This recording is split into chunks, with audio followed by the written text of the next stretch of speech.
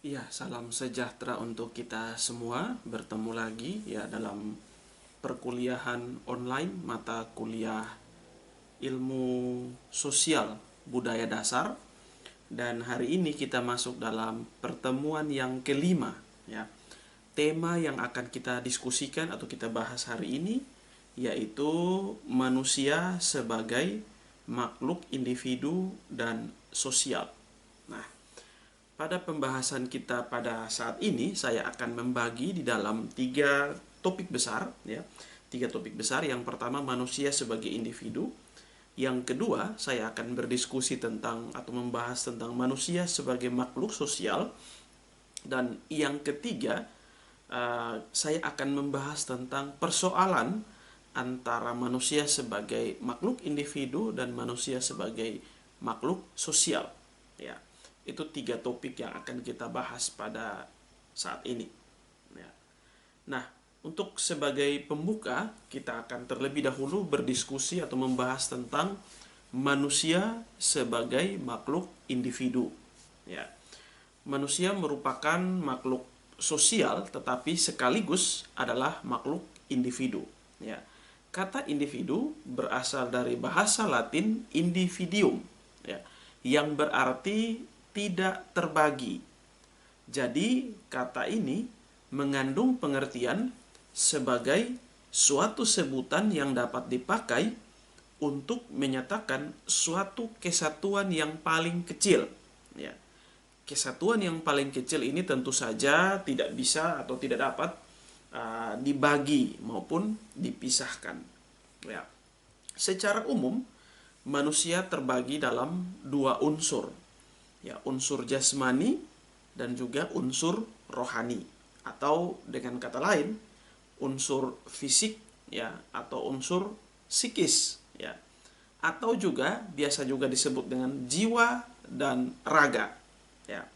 Seseorang dikatakan sebagai individu apabila memenuhi dua unsur ini.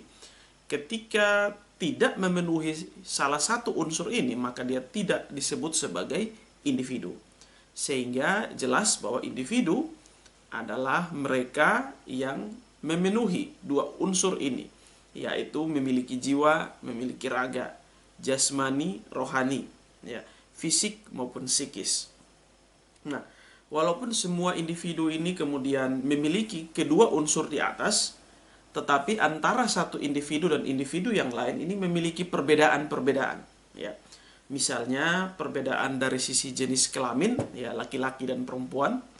Dari sisi fisik, ya, dari sisi fisik ini sangat banyak yang kemudian membedakan antara seseorang dengan orang yang lain. Misalnya warna kulit, ya, bentuk rambut, bentuk atau warna bola mata, bentuk tubuh dan lain sebagainya. Ini berkaitan dengan sisi fisik. Ya. Dari sisi psikis, ya, beberapa ahli mengatakan atau berpendapat bahwa manusia terbagi dalam 4 tipe, yaitu sanguins, ya, atau sering diistilahkan dengan pribadi yang riang dan optimis, ya. Ada juga tipe yang kedua yaitu melankolis, ya, pribadi yang sedih dan pribadi yang pendiam, ya. Koleris, ini pribadi yang meledak-ledak, ya, dan selalu merasa kurang puas. Dan juga flegmatis, pribadi yang tenang, netral, dan sering dikatakan sebagai pribadi yang mati rasa. Selanjutnya kita akan belajar tentang tahapan perkembangan individu, ya. Hanafi mengatakan bahwa ada 3 tahapan perkembangan individu yang terbagi dalam 3 aliran besar, ya. Aliran yang pertama yaitu aliran nativistik, ya. Aliran nativistik. Aliran ini berpendapat bahwa pertumbuhan individu semata-mata ditentukan oleh faktor yang dibawa sejak lahir, ya. Berarti mengaitkan dengan genetika, ya. Misalnya contoh, anak selalu memiliki kesamaan hobi, kesamaan minat, kesamaan bakat dengan orang tuanya, ya. Sehingga aliran nativistik mengatakan bahwa pertumbuhan individu semata-mata ditentukan oleh faktor bawaan, ya, faktor bawaan. Yang kedua, aliran empiristik dan juga environmentalistik, ya. Aliran yang kedua ini berpendapat bahwa pertumbuhan individu itu dipengaruhi oleh faktor lingkungan, ya, faktor lingkungan. Jadi semakin dia berkembang, itu bagaimana perkembangannya itu ditentukan oleh faktor lingkungan. Nah, kemudian aliran yang ketiga yaitu aliran konvergensi, ya, dan juga interaksinisme mengatakan bahwa pertumbuhan individu itu dipengaruhi oleh dua faktor yang sudah disebutkan di atas, yaitu faktor genetik dan juga faktor lingkungan. Ya, itu berkaitan dengan proses atau tahapan perkembangan. Ya. Nah, selanjutnya kita akan berbicara juga tentang tahap-tahap pertumbuhan individu. Tahap-tahap pertumbuhan individu. Ada banyak ahli ya memiliki pendapat yang berbeda. Ya, saya kutip yang pertama disampaikan oleh Hanafi. Hanafi mengatakan bahwa tahapan perkembangan ini dibedakan atau dipetakan menjadi 4 tahapan. Yang pertama masa vital. Masa vital ini usia 0 sampai 2 tahun di mana ia masih menggunakan mulut ya sebagai sumber kenikmatan ya. Itu masa vital. Yang kedua masa estetik ya, masa keindahan ya. Di mana masa ini timbul rasa keindahan melalui panca indera. Dia sudah bisa membedakan mana yang indah, mana yang tidak indah. Ya. Di sana mulai muncul gejala-gejala kenakalan. Itu biasanya 2 sampai 7 tahun. Ya. Yang ketiga masa intelektual. Ya. Itu dia mulai berpikir, kognitifnya sudah semakin baik. Ya. Dia mulai bergaul dengan teman-teman sebaya. Ya. Dan juga dia senang membandingkan diri dengan orang lain. Kecenderungan untuk memuji diri sendiri itu menjadi ciri-ciri pada masa intelektual, di mana masa ini berkisar antara usia 7 sampai 14 tahun. Selanjutnya pada masa yang keempat adalah masa sosial ya. Masa sosial ini dicirikan dengan semakin matang ya, semakin matangnya pribadi seseorang. Ini usianya di atas 14 tahun ke atas ya. Itu tentang tahap-tahap pertumbuhan menurut Hanafi. Sementara itu menurut Erikson yang saya kutip dari Dwining Room ya, mengatakan bahwa ada 8 tahap pertumbuhan atau 8 tahap perkembangan individu ya. Dia mulai dari tahap yang paling dasar yaitu masa bayi 0 sampai 1 tahun, yang kedua masa kanak-kanak 2 sampai 3 tahun, yang ketiga masa bermain 4 sampai 5 tahun, yang keempat masa usia sekolah ya 6 sampai 11 tahun, yang kelima masa remaja ya 12 sampai 20 tahun, yang keenam masa pradewasa 21 sampai 30 tahun, masa dewasa 31 sampai 60 tahun, dan masa tua di atas dari 61 tahun ya. Itu berkaitan dengan tahapan-tahapan pertumbuhan individu. Pada bagian yang selanjutnya kita akan melihat tentang bagaimana terjadinya perilaku oleh seorang individu. Nah, ini menarik karena banyak ahli memiliki pendapat yang beragam ya, memiliki pendapat yang beragam.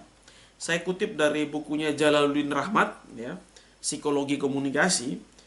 Dia mengatakan bahwa di dalam aliran psikologi itu sendiri ada 4 aliran besar ya yang menjelaskan tentang bagaimana perilaku seseorang atau apa yang melatar belakangi seseorang berperilaku ya.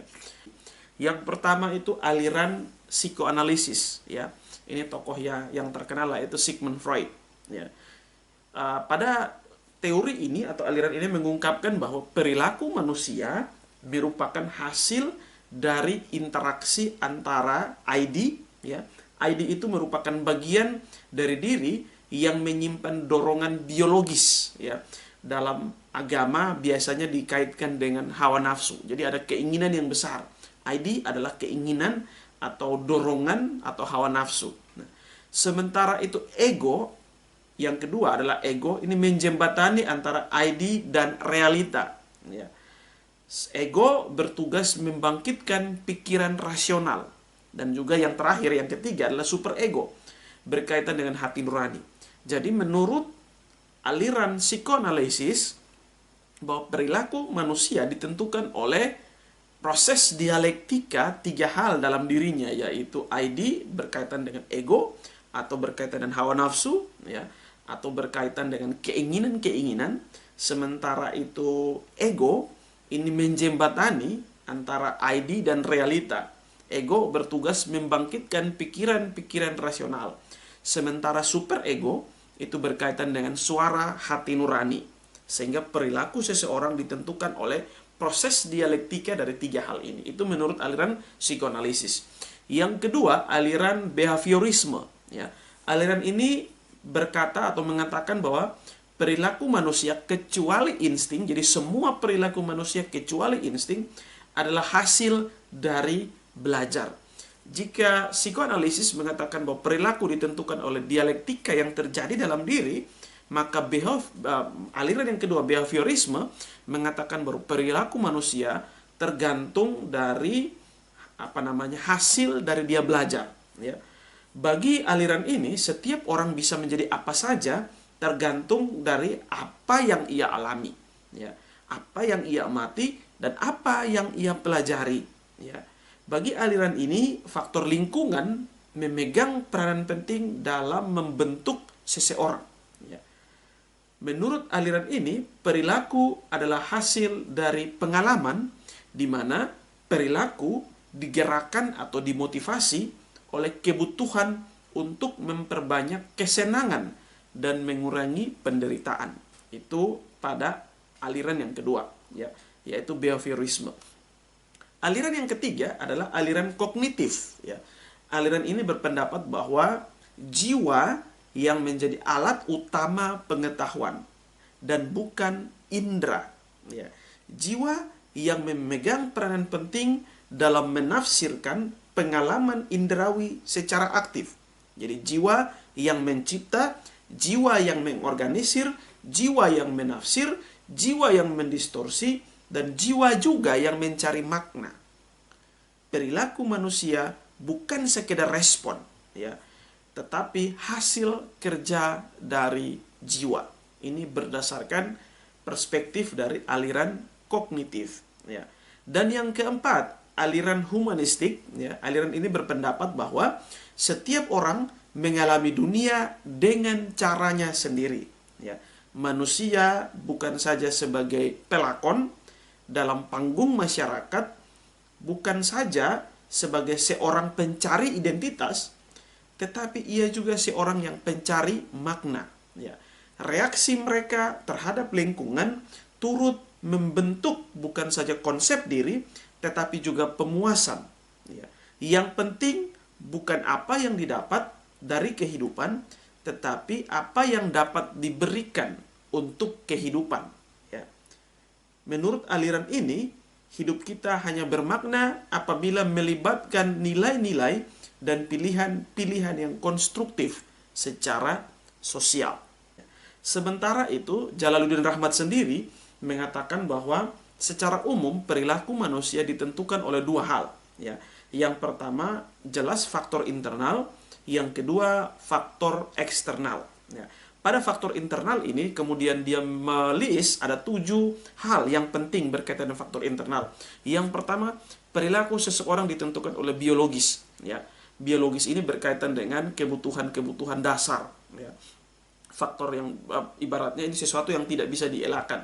Misalnya dorongan untuk makan, ya, ketika lapar, ini kebutuhan biologis, kemudian membuat ia mencari makan. Ada perilaku yang disebabkan oleh faktor biologis. Yang kedua, faktor sosio-psikologis, ya, ini berkaitan dengan internal, sosio-psikologis, ya. Sosio-psikologis ini menurut Jalaluddin Rahmat terbagi dalam beberapa komponen, yaitu misalnya motif ingin tahu, motif ingin berkompetensi, motif cinta, motif harga diri, atau bisa dikatakan bahwa perilaku seseorang ini berkaitan dengan motif dia, ya, motif ingin tahu, motif kompetensi, motif cinta, motif harga diri, ya, kebutuhan akan nilai, kebutuhan akan pemenuhan diri. Jadi ada motif-motif atau ada kebutuhan yang kemudian menggerakkan dia untuk berperilaku. Yang ketiga ini berkaitan dengan sikap, ya. Faktor ketiga yang menentukan perilaku seseorang menurut Jalaluddin Rahmat adalah sikap, ya. Ada beberapa hal berkaitan dengan sikap. Yang pertama, sikap adalah kecenderungan untuk bertindak, ya, berpikir dan merasa. Yang kedua, sikap mempunyai daya dorong atau motivasi. Jadi ketika Anda tidak memiliki sikap, Anda tidak akan memiliki daya dorong, ya, atau Anda tidak akan memiliki motivasi. Yang ketiga, sikap relatif menetap, ya. Jadi ketika saya sudah bersikap terhadap sesuatu, maka saya cenderung menetap pada posisi itu. Yang keempat, sikap mengandung aspek evaluatif, ya, artinya mengandung nilai menyenangkan atau tidak menyenangkan. Jadi saya bersikap itu biasanya berdasarkan satu evaluasi apakah itu menyenangkan atau tidak menyenangkan. Yang kelima, sifat timbul dari pengalaman. Ya, sifat timbul dari pengalaman. Itu faktor yang ketiga yang mempengaruhi perilaku manusia menurut Jalaluddin Rahmat. Dalam hal ini berkaitan dengan faktor internal, ya, atau faktor dalam diri. Yang keempat, masih berkaitan dengan faktor internal, yaitu kepercayaan. Kepercayaan ini merupakan keyakinan bahwa sesuatu itu benar dan salah. Ya, saya berbuat sesuatu kalau saya meyakini itu benar. Ya, dan saya tidak berbuat sesuatu jika saya meyakini itu salah. Jadi faktor kepercayaan itu turut memberikan kontribusi berkaitan dengan perilaku seseorang. Yang kelima, faktor kebiasaan. Ya, kebiasaan adalah perilaku yang menetap, yang berlangsung secara otomatis. Ini juga mempengaruhi. Ya. Yang ketujuh adalah kemauan. Ya. Kemauan erat kaitan dengan tindakan. Apa yang saya mau itu yang saya lakukan.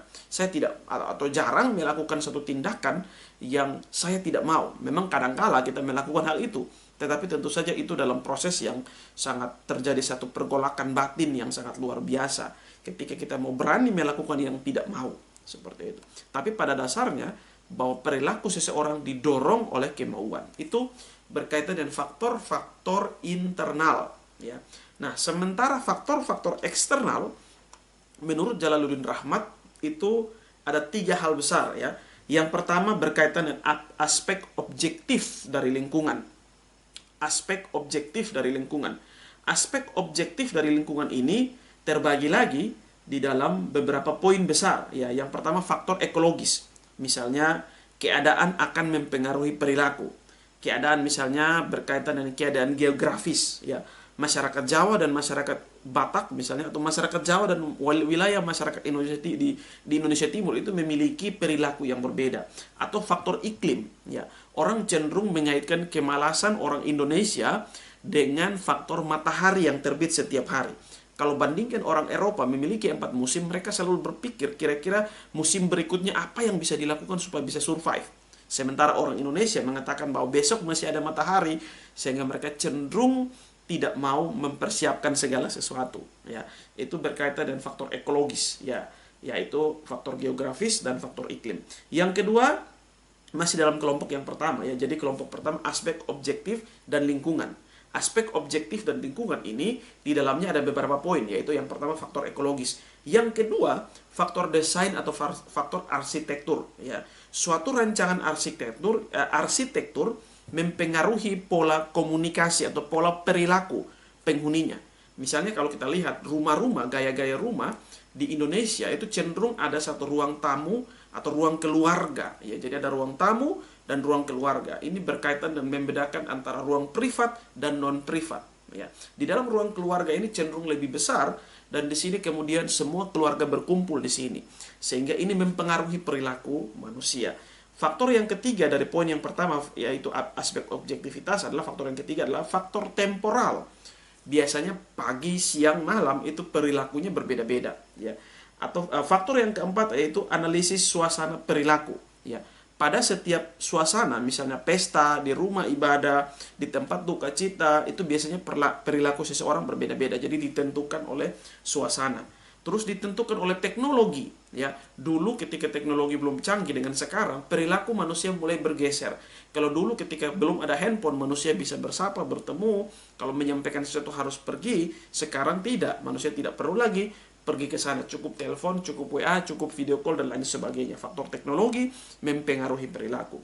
Yang keempat, faktor sosial, ya. Sosial ini berkaitan dengan struktur organisasi. Besar kecilnya suatu organisasi menentukan perilaku.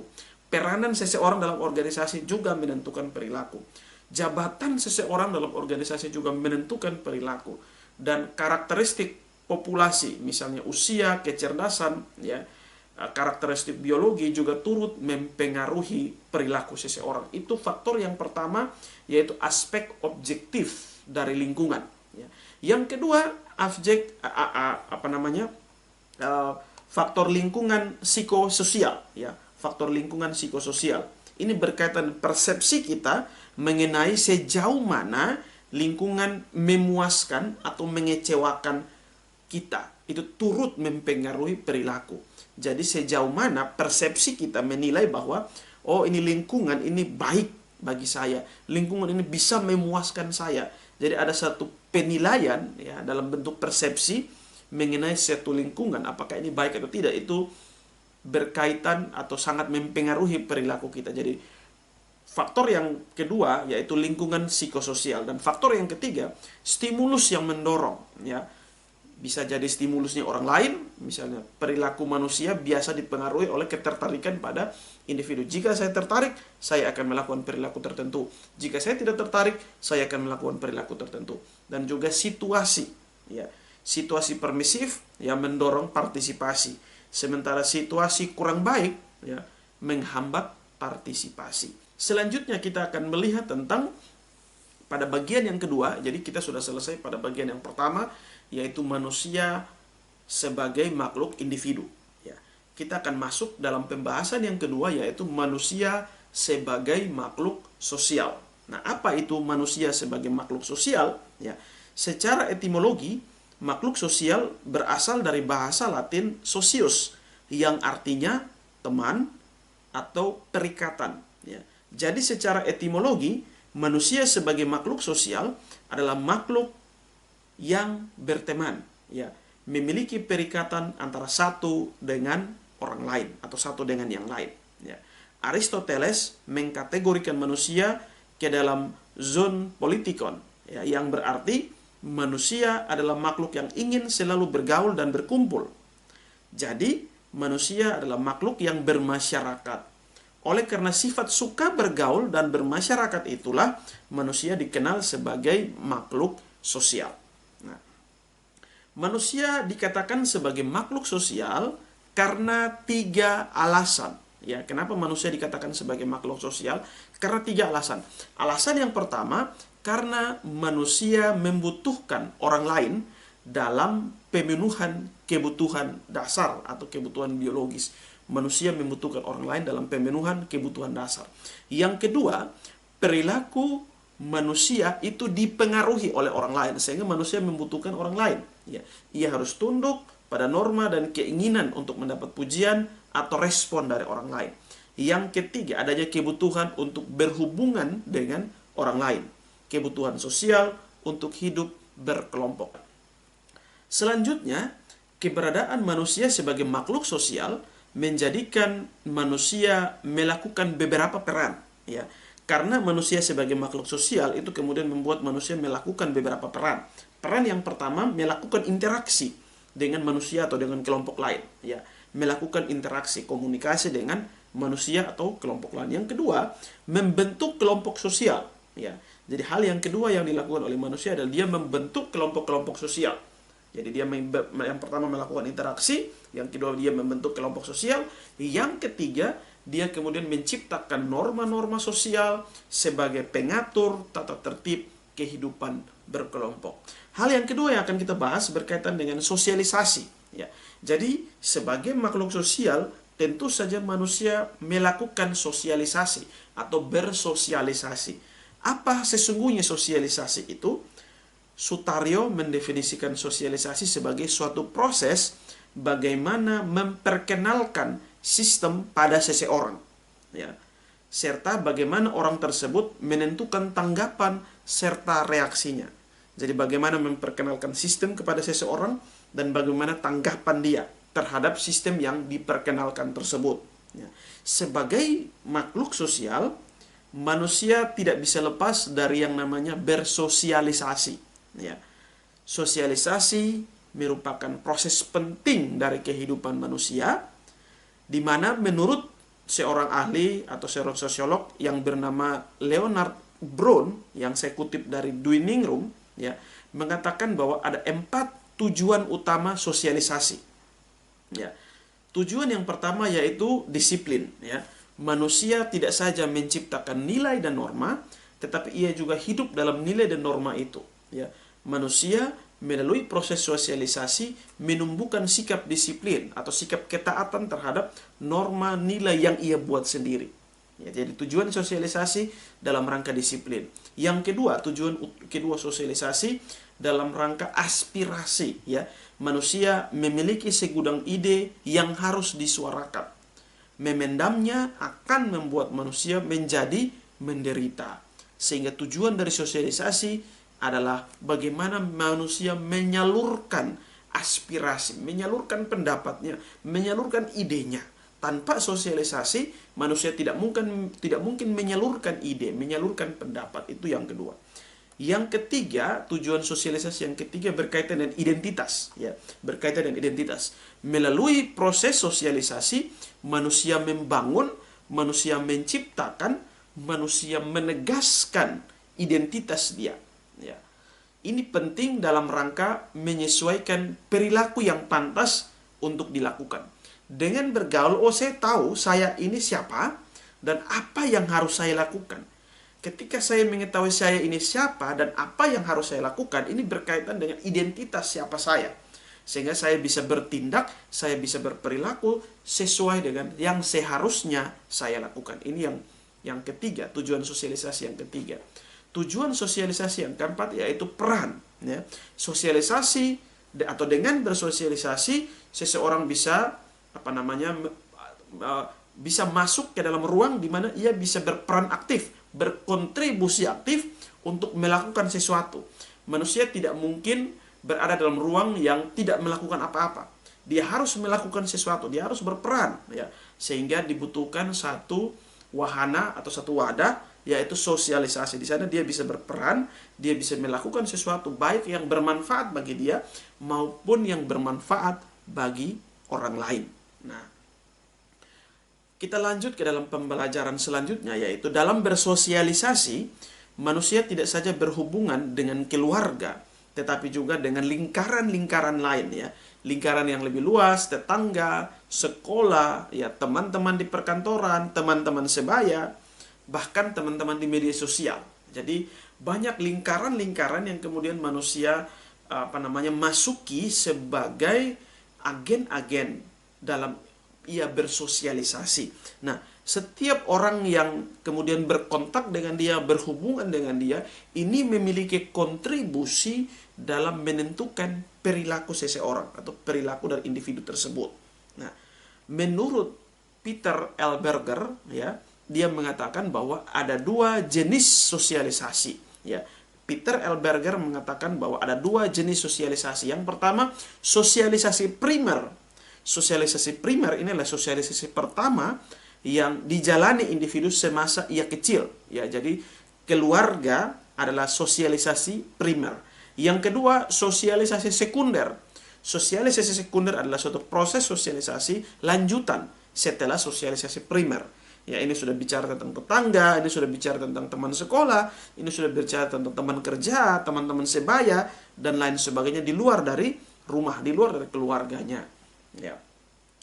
Kita akan lanjut dalam pembelajaran selanjutnya, yaitu menurut Sutaryo ada 3 tahap sosialisasi. Ya, kita akan masuk ke dalam tahap-tahap sosialisasi, di mana menurut Sutaryo ada 3 tahap sosialisasi. Tahap yang pertama atau tahap yang paling awal, tahap yang paling dasar adalah internalisasi nilai-nilai. Pada tahap ini, seseorang mulai menanamkan nilai, menanamkan norma ke dalam dirinya. Ya, ia menilai, melihat, oh ini yang wajar, ini yang tidak wajar, ini yang pantas, ini yang boleh, ini yang tidak boleh. Kemudian dia menanamkan itu, dia menginternalisasi itu dalam dirinya. Ya. Dan kemudian pada tahap yang selanjutnya, tahap yang kedua, yaitu enkulturasi. Apa itu enkulturasi? Enkulturasi yakni proses pengembangan dari nilai-nilai budaya, pengembangan dari semua yang sudah ia terima, ya, yang sudah tertanam sebelumnya dalam diri dia, dan kemudian diimplementasi dalam perilaku sehari-hari. Setelah dia melihat, dia mengamati, kemudian dia menginternalisasi itu dalam dirinya, dan kemudian pada tahap enkulturasi dia mulai melakukan itu. Dia mulai mengaplikasikan nilai-nilai yang sudah ia pelajari. Dan pada tahap yang ketiga, pada tahap yang paling tinggi atau puncak, yaitu pendewasaan diri. Apa itu tahap pendewasaan diri? Yaitu sebuah proses berlangsungnya internalisasi dan enkulturasi secara terus-menerus hingga membentuk suatu kepribadian. Ya. Jika kepribadian terwujud secara utuh, seseorang bisa dikatakan sebagai dewasa dan telah siap memegang peran di dalam masyarakat. Ya, itu menurut Sutario. Nah, sementara itu saya kutip lagi satu tulisan dari Leonard Bloom. Dia mengatakan bahwa ada 4 model proses sosialisasi. Sekali lagi, 4 model proses sosialisasi. Ya. Model yang pertama yaitu conditioning. Apa itu conditioning? Yaitu individu dikondisikan untuk dapat memahami tentang bentuk respon yang muncul dari lingkungan.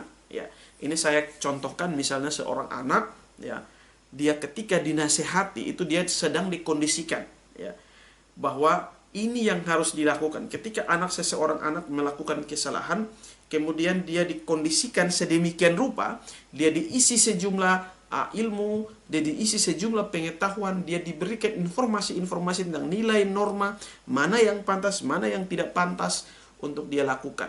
Ya, jadi pada tahap yang pertama atau pada model yang pertama, bagaimana berkaitan dengan model sosialisasi, yaitu model conditioning, atau di mana seseorang dikondisikan sedemikian rupa, kemudian dia diisi oleh sejumlah nilai-nilai, sejumlah norma-norma.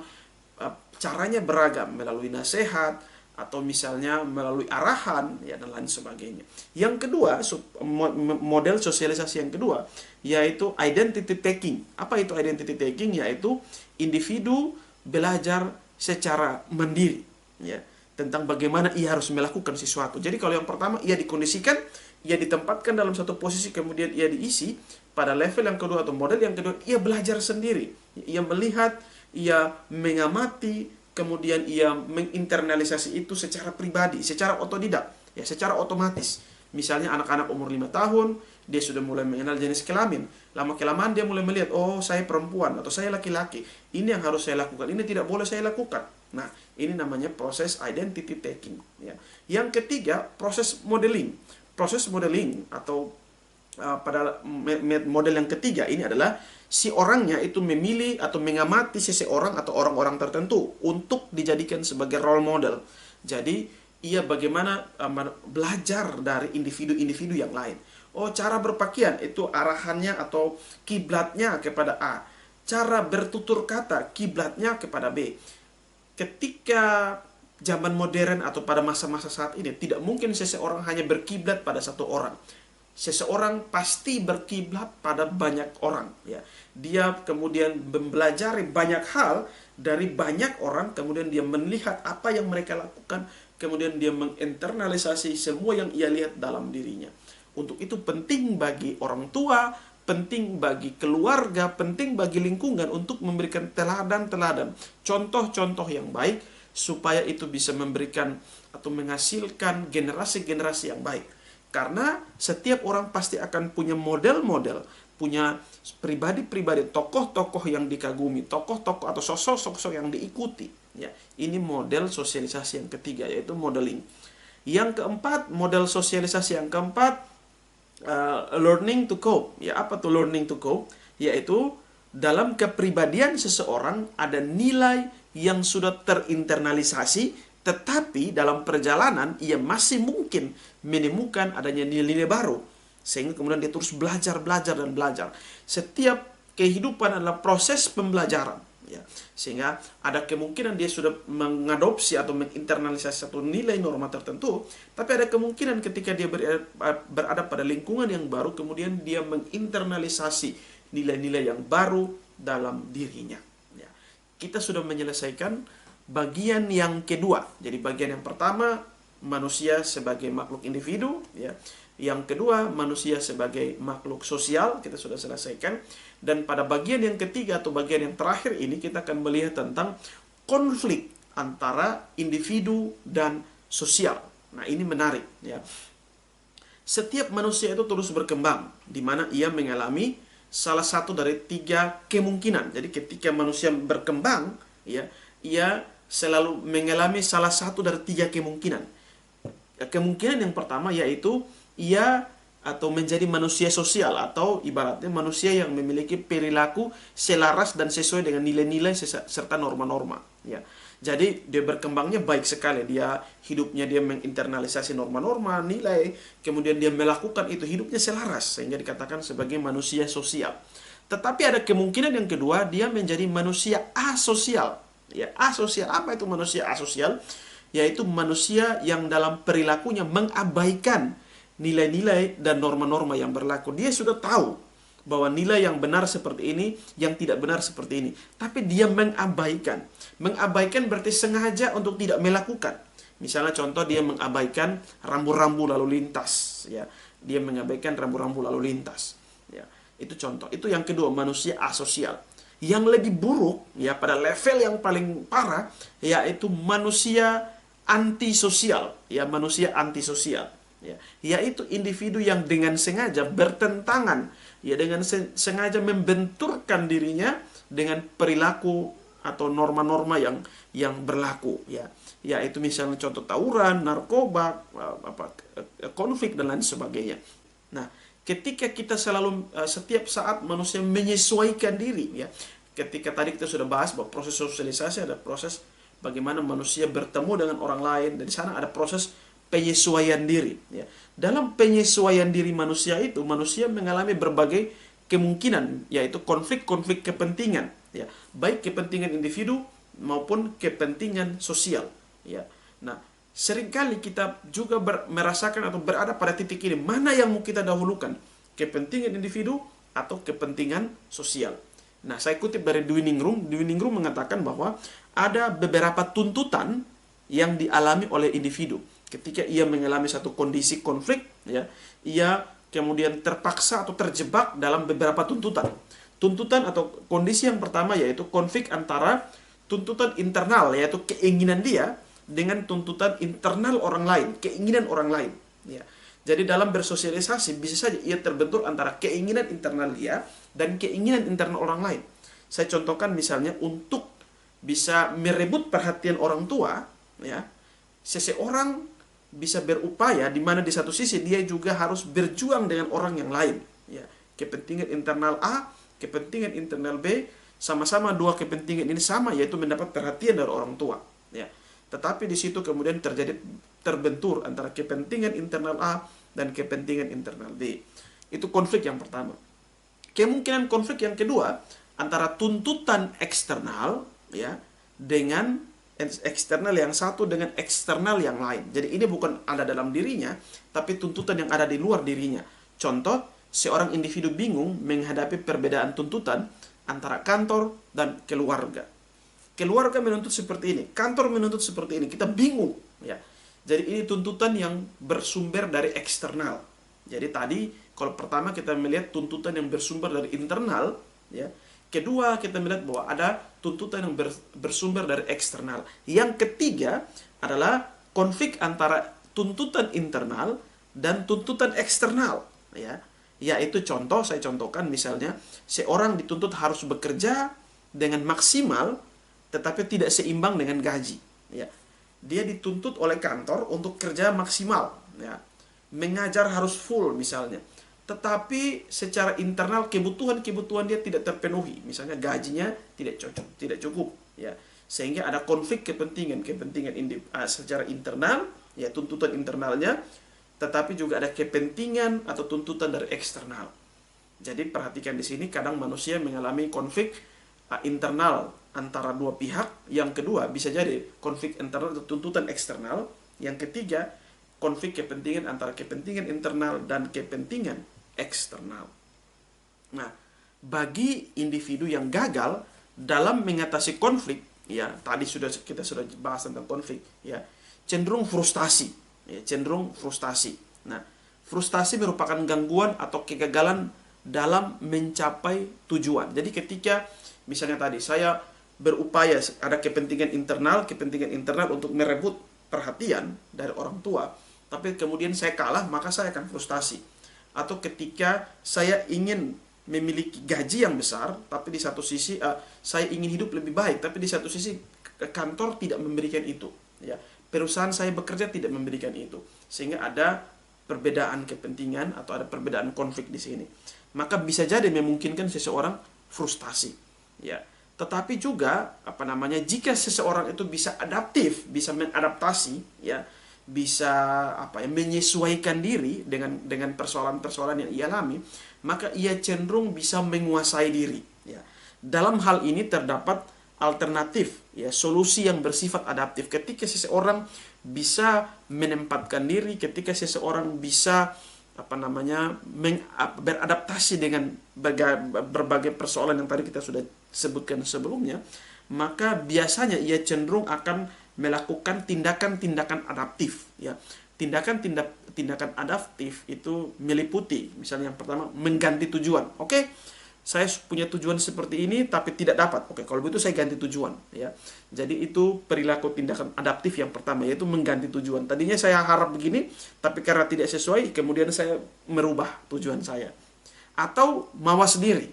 Mawas diri ini maksudnya berhati-hati. Ketika saya punya tujuan ini, saya perlu berhati-hati, ya. Ketika saya sudah beradaptasi dengan situasi kondisi yang ada di sana, saya mengetahui bagaimana atau apa yang harus saya lakukan, sehingga kemudian saya mawas diri atau hati-hati. Yang ketiga, meningkatkan usaha. Oke, saya sudah melakukan ini, tapi belum maksimal. Saya harus melakukan ini supaya bisa maksimal, ya.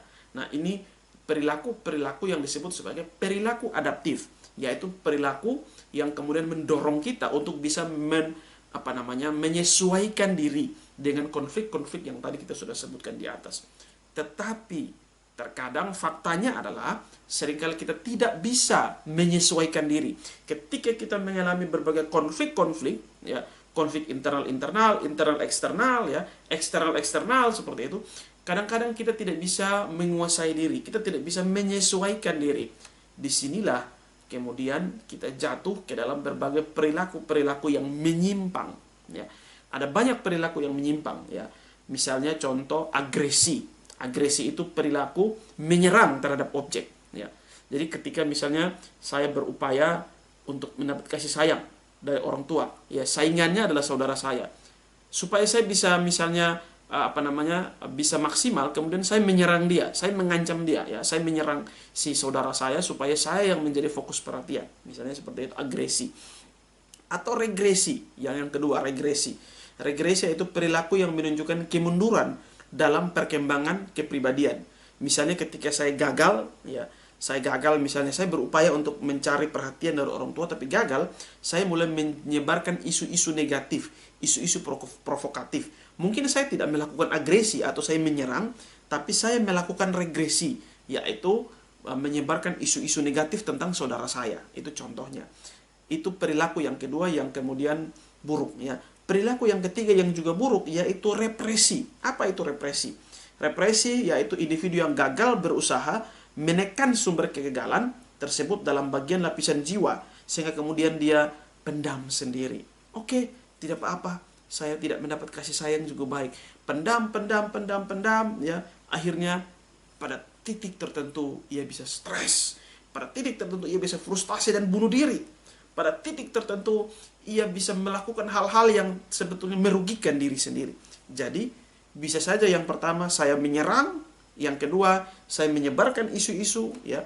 Yang ketiga bisa saya pendam sendiri, saya diamkan secara pribadi, hanya saya yang tahu, seperti itu. Atau juga perilaku yang tidak baik yang lainnya ketika merespon konflik-konflik yang kita alami, yaitu sublimasi. Apa itu sublimasi? Yaitu individu mengalami kegagalan berusaha dan mencari pelarian, ya.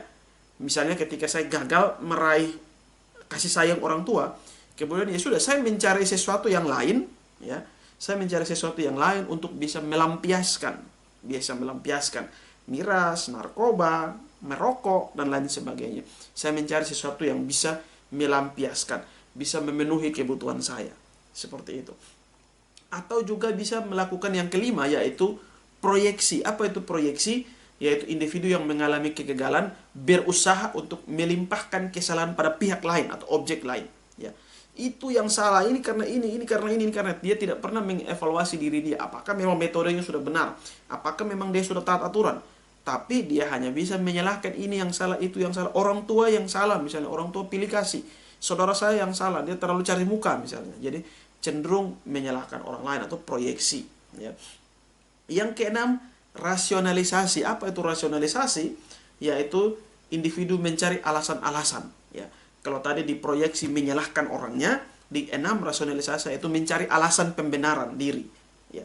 Ketika saya bolos, saya mulai mencari alasan pembenaran diri, padahal sebetulnya tidak. Ya, saya mencari alasan-alasan yang rasional, padahal tidak. Mungkin saja tidak. Ya, ketika saya gagal, tidak bekerja, misalnya saya cari alasan-alasan, selalu mencari alasan. Ya, itu tipe rasional atau yang disebut dengan rasionalisasi.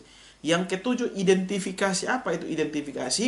Yaitu individu yang mengalami kegagalan atau si orang yang gagal ini berusaha mengidentifikasi dirinya pada orang-orang yang dianggap berhasil, ya, berlagak seolah-olah dirinya sama dengan mereka dan masuk dalam kelompok mereka, ya, mengetahui kelebihan dan kelemahan mereka dan lain sebagainya. Jadi ketika misalnya saya gagal mendapat apa yang saya inginkan atau apa yang saya butuhkan, kemudian saya mengidentifikasi diri pada orang-orang yang dianggap berhasil, ya. Ya, seperti itu. Itu yang ketujuh. Dan yang kedelapan yaitu autisme. Ya, autisme yaitu individu yang gagal, si orang yang gagal ini kemudian pikirannya selalu tertuju pada kegagalan sehingga konsentrasinya terganggu. Dia tidak pernah berpikir yang optimis, dia terus pesimis, terus mengeluh, terus berada pada situasi kegagalan sehingga kemudian dia menjadi kurang konsentrasi atau konsentrasinya terganggu. Baik teman-teman, kita sudah berdiskusi banyak sekali tentang materi manusia sebagai makhluk individu, manusia sebagai makhluk sosial, dan juga konflik-konflik dan bagaimana kita beradaptasi terhadap konflik-konflik yang sudah kita diskusikan. Kiranya materi yang kita diskusikan hari ini bisa bermanfaat bagi teman-teman sekalian. Selamat sore.